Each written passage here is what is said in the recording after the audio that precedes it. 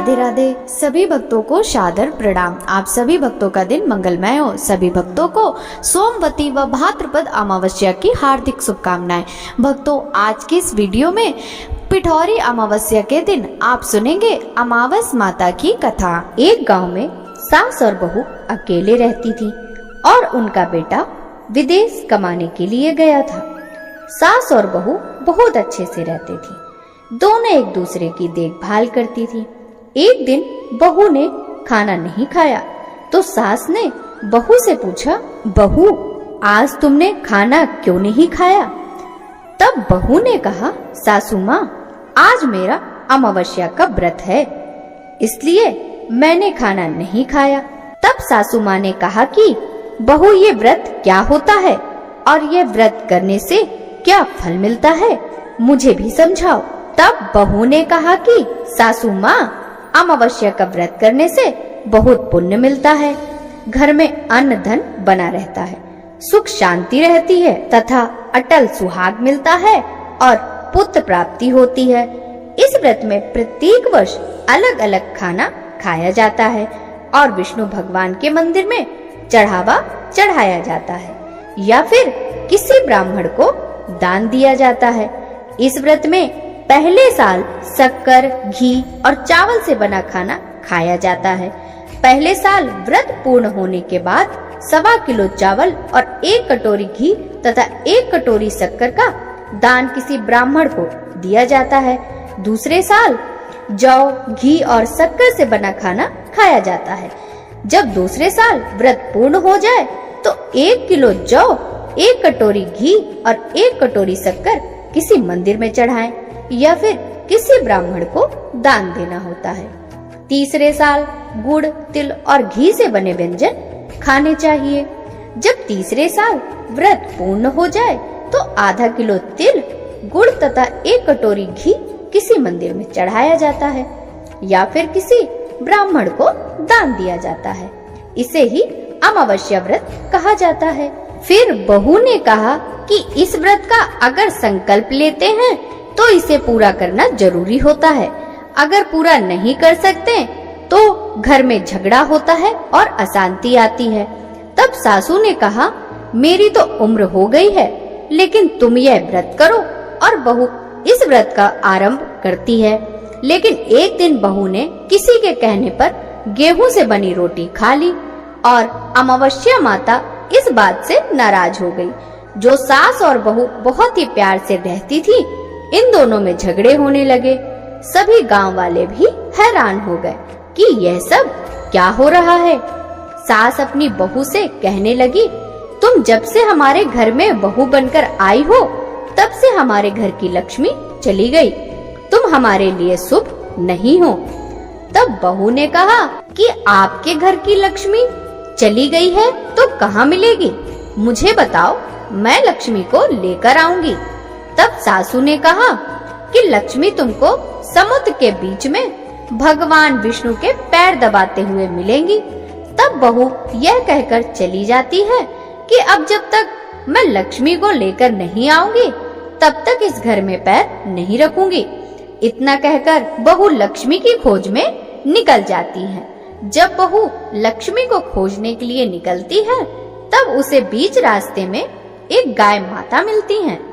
वह बहू से पूछती हैं कि आप कहाँ जा रही हो? तब बहू ने कहा, हे गाय माता, मेरी सासू माँ मुझे कहती हैं कि मेरे आने से उनके घर में अन्न धन की कमी हो गई है और उनके घर की लक्ष्मी चली गई है, तो मैं लक्ष्मी को लेने जा रही हूँ। तब गाय माता ने कहा, हे बेटी, अगर तुम जा ही रही हो तो भगवान से मेरे बारे में भी पूछ लेना। तब बहू बोलती है कि ठीक है गाय माता, बताओ, आपके बारे में भी पूछ लूंगी। तब गाय माता बोलती हैं, मेरा जब भी बछड़ा होता है वह मर जाता है, जिंदा नहीं रहता। तुम भगवान से पूछ लेना कि मेरे साथ ऐसा क्यों हो रहा है, मैंने कौन से कर्म किए हैं।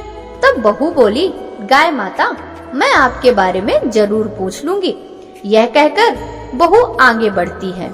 जब आगे जाती है तो बहू को एक घोड़ी मिलती है जिसके गले में घंटी बंधी होती है। घोड़ी ने भी कहा, बेटी, तुम तुम मेरे दुख का निवारण भी भगवान से पूछ लेना।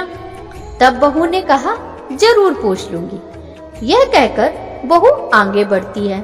आगे जाते ही बहू को एक अंधा और बहरा बुजुर्ग मिलता है।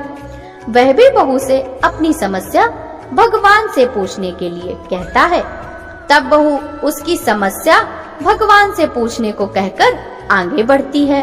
आगे जाते ही बहू को एक बूढ़ी औरत मिलती है जो हाथ और पैर दोनों से अपाहिज होती है।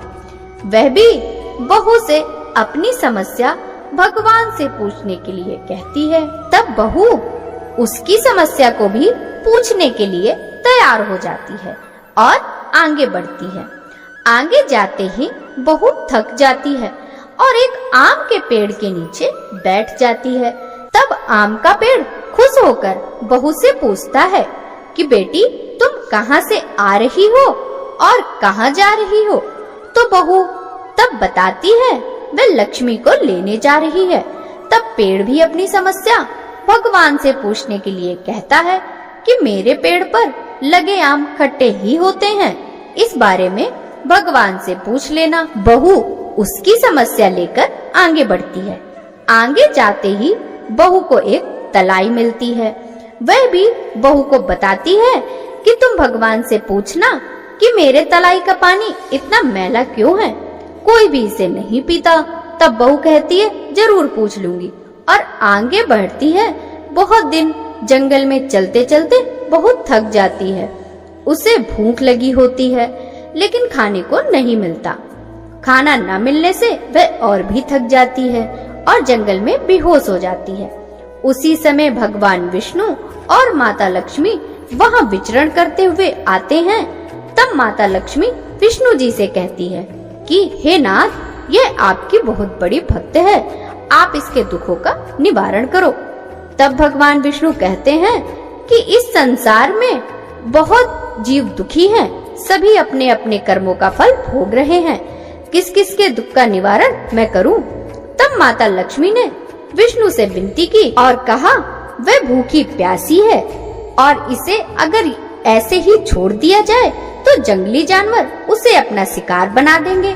माता लक्ष्मी की यह बात सुनकर भगवान विष्णु एक साधु का वेश धारण करते हैं और बहू के पास जाते हैं और बहू को होश में लाते हैं। बहू के होश में आते ही साधु वेश में भगवान उससे पूछते हैं कि वह यहाँ क्यों आई है और कहाँ जा रही है। तब बहू पूरी बात बताती है। उसकी बात सुनकर भगवान विष्णु और माता लक्ष्मी प्रकट होते हैं। उनके साथ अमावस्या माता भी प्रकट होती हैं। बहू उनके चरणों में गिरकर वंदन करती हैं। अमावस्या माता बहू को कहती हैं कि बेटी, तूने मेरे व्रत को खंडित किया, इसी की सजा मिली है तुम्हें, लेकिन अब मैं तुम्हें माफ करती हूँ और तुम घर को जाओ। तुम्हारा घर अन्न धन से संपन्न होगा, तुम्हारा घर सुंदर महल में बदल जाएगा और तुम्हारी सभी मनोकामना पूर्ण होगी। यह सब होने के पश्चात बहू रास्ते में जो भी मिला उन सभी के दुखों का निवारण करने के लिए विनती करती है। तब भगवान विष्णु बोलते हैं कि गाय ने कभी अपना दूध किसी को नहीं पिलाया, उस वजह से उसका बछड़ा जिंदा नहीं रहता। तुम उसका दूध पी लेना, जिससे उसके बछड़ा जिंदा रहने लगेंगे। घोड़ी पिछले जन्म की आटा पीसने वाली महिला थी। वह किसी को आटा पीस के नहीं देती थी, इसीलिए उसके गले में चक्की के पाट बंधे हुए हैं। तुम उसके पाट खोल देना, वह बिल्कुल ठीक हो जाएगी। बुजुर्ग कभी भगवान के मंदिर नहीं गया और ना ही उसने कभी भगवान के भजन सुने। तुम उसको मंदिर ले जाना और दर्शन करवा देना, वह भी ठीक हो जाएगा। बुजुर्ग महिला जो थी उसने कभी अपनी जवानी में दान पुण्य नहीं किया, इसलिए उसे यह सजा मिली है। तुम उससे दान करवा देना तो उसकी विकलांगता दूर हो जाएगी। उस आम के पेड़ ने कभी किसी बच्चे को आम नहीं खाने दिए, इसलिए उसके सभी आम खट्टे होते हैं। तुम उस पेड़ का आम खा लेना, फिर उस पेड़ पर मीठे आम आएंगे। तलाई का पानी पिछले जन्म में देवरानी जेठानी था। वह हमेशा झगड़ती रहती थी, इसलिए उसका पानी मैला है। तुम उसका पानी पी लेना, उसकी तलाई भी शुद्ध हो जाएगी। बहू ने भगवान विष्णु, माता लक्ष्मी और अमावस्या माता को नमन करके घर जाने के लिए निकलती है और रास्ते में जो मिला उन सभी की समस्या भगवान के कहे अनुसार दूर करती रही। सभी उसे आशीर्वाद देते रहे। घर जाते ही उसका घर एक सुंदर महल में परिवर्तित हो जाता है तथा घर में अन्न धन भरा मिलता है। अब बहू सासू से कहती है कि सासू माँ, आपने सच कहा था, मैं आपके लिए शुभ नहीं हूँ। मेरे जाने से ही आपके घर में लक्ष्मी आई है। अब आप यहाँ रहें, मैं मरने जा रही हूँ। तब सासू ने कहा कि बेटी, यह सब तुम्हारे अमावस्या व्रत का फल है जो हमें मिला है। तुम यहाँ पर ही रहो, कहीं नहीं जाओगी। और सास बहू खुशी खुशी रहने लगी। एक दिन उसका बेटा भी विदेश से लौट आया और घर में यह सब देखा। तब उसकी माँ ने सब बात उसे बताई। इस तरह वह लोग खुशी खुशी रहने लगे। कथा पसंद आई हो तो वीडियो को लाइक कीजिएगा। राधे राधे।